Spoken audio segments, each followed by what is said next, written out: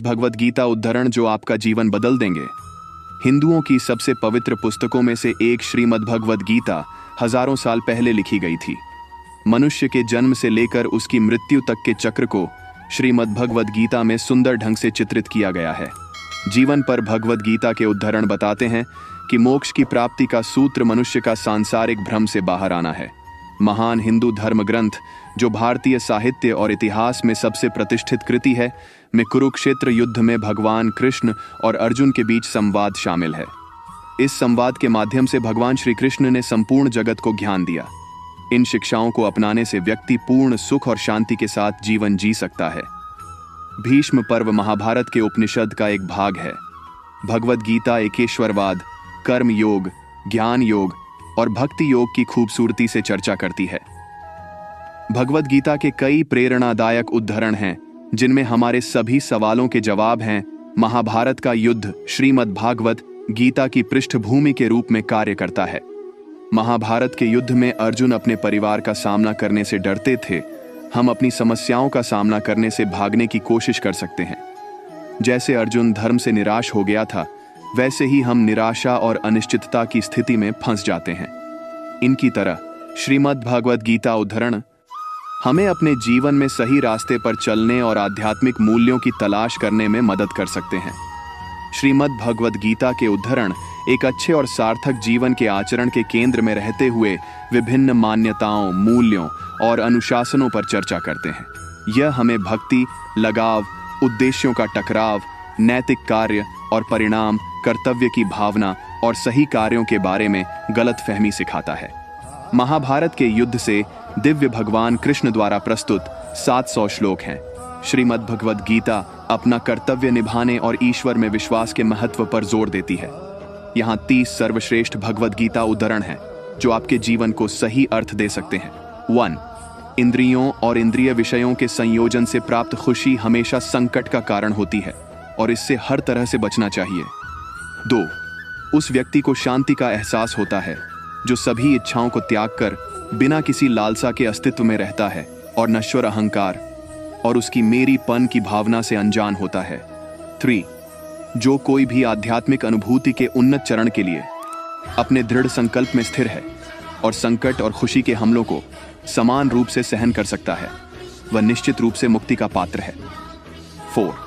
सुख और दुख का अनित्य रूप से प्रकट होना और समय आने पर उनका लुप्त हो जाना सर्दी और गर्मी की आर्थुओं के प्रकट होने और लुप्त हो जाने के समान है।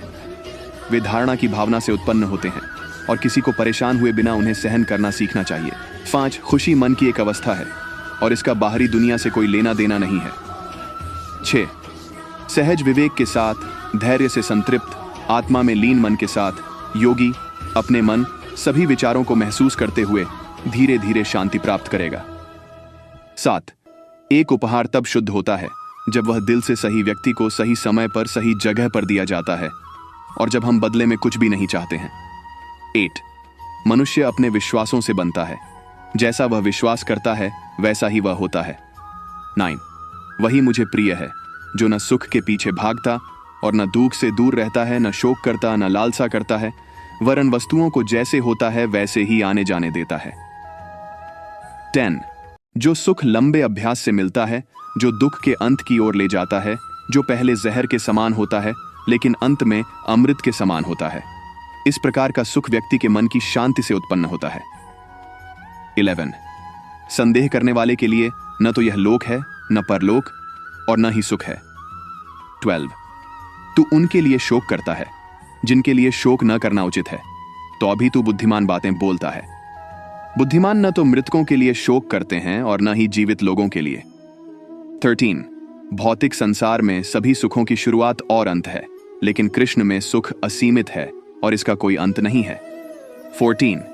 इंद्रियों की दुनिया में कल्पना किए गए सुखों की शुरुआत और अंत होता है और वे दुख को जन्म देते हैं। अर्जुन, बुद्धिमान लोग इनमें खुशी नहीं तलाशते, लेकिन जो लोग शरीर में उत्पन्न होने वाली वासना और क्रोध के आवेगों पर विजय पा लेते हैं, वे स्वस्थ हो जाते हैं और आनंद में रहते हैं। वे अपना आनंद, अपना आराम और अपना प्रकाश पूरी तरह से अपने भीतर ही पाते हैं। भगवान के साथ संयुक्त होकर वे ब्रह्म में निर्वाण प्राप्त करते हैं। 15. इस आत्मविनाशकारी नरक के 3 द्वार हैं, काम, क्रोध और लालच। इन तीनों का त्याग करो। 16 कुछ लोग जहां भी जाते हैं खुशियां फैलाते हैं, दूसरे जहां भी जाते हैं खुशियां पैदा करते हैं। 17 जो स्वयं को पहचान लेते हैं वे सदैव संतुष्ट रहते हैं। आनंद और तृप्ति का स्रोत मिल जाने के बाद वे अब बाहरी दुनिया से खुशी की तलाश नहीं करते हैं। खुशी केवल स्वयं के भीतर ही पाई जा सकती है। 18 जिसे कोई आसक्ति नहीं, वह दूसरों से प्रेम कर सकता है, क्योंकि उसका प्रेम शुद्ध और दिव्य है। और प्यार के उन छोटे छोटे कृत्यों से ही आप वास्तव में खुश रह सकते हैं। 19 सर्वोच्च वास्तविकता उन लोगों की चेतना में प्रकट होती है जिन्होंने स्वयं पर विजय प्राप्त कर ली है। वे सर्दी और गर्मी, सुख और दुख, स्तुति और निंदा में समान रूप से शांति से रहते हैं। 20 मैं और मेरा के सभी विचारों से मुक्त होकर मनुष्य को परम शांति मिलती है। 21 इस क्षणभंगुर संसार का न तो लालच के साथ और न ही भय के साथ सामना करें। जीवन के प्रकटीकरण पर भरोसा करें और आप सच्ची शांति प्राप्त करेंगे। 22 तुम यहां खाली हाथ आए थे और खाली हाथ ही जाओगे। जो आज तुम्हारा है वह कल किसी और का था और कल को कोई और इसे अपना कहेगा। 23 जो व्यक्ति सुख और दुख से विचलित नहीं होता और दोनों में स्थिर रहता है वह नीड 24 सुख आत्मा का है। आत्मा को कभी टुकड़े टुकड़े नहीं किया जा सकता, न आग से जला, न पानी से गीला, न हवा से मुरझाया। 25 इसे अपने लिए आसान बनाएं। संगठित हो जाओ और वर्तमान में जियो। आपकी दिन प्रतिदिन की गतिविधियों से आपकी खुशी नहीं छिननी चाहिए। 26 थोड़ा थोड़ा करके धैर्य और बार बार प्रयास से मन स्वयं में स्थिर हो जाएगा। 27 व्यक्ति को सुख या कष्ट या सर्दी और गर्मी जैसे द्वंद्वों के प्रति सहनशीलता सीखनी होगी और ऐसे द्वंद्वों को सहन करके लाभ और हानि की चिंताओं से मुक्त होना होगा। 20 जिनकी इंद्रियां वश में नहीं हैं उन्हें न तो आत्मज्ञान है और न ही आत्मबोध। आत्मबोध के बिना कोई शांति नहीं है और शांति के बिना कोई खुशी नहीं हो सकती। 29 अपना कार्य हमेशा दूसरों के कल्याण को ध्यान में रख कर करें। 30 क्रोध से मोह उत्पन्न होता है, भ्रम से मन भ्रमित हो जाता है, जब मन भ्रमित हो जाता है तो तर्क नष्ट हो जाता है, जब तर्क नष्ट हो जाता है तो व्यक्ति नीचे गिर जाता है। जीवन पर भगवद गीता के उद्धरण हमें कर्म और प्रेम के बारे में ज्ञान देते हैं। ये हमें सभी परिस्थितियों का डटकर मुकाबला करना सिखाता है। अपनी जिम्मेदारियों से बचने से व्यक्ति की भौतिक और आध्यात्मिक भलाई प्रभावित होती है। पहचाने कि आत्मा जो शाश्वत और अविनाशी है आपका मूल स्वभाव है।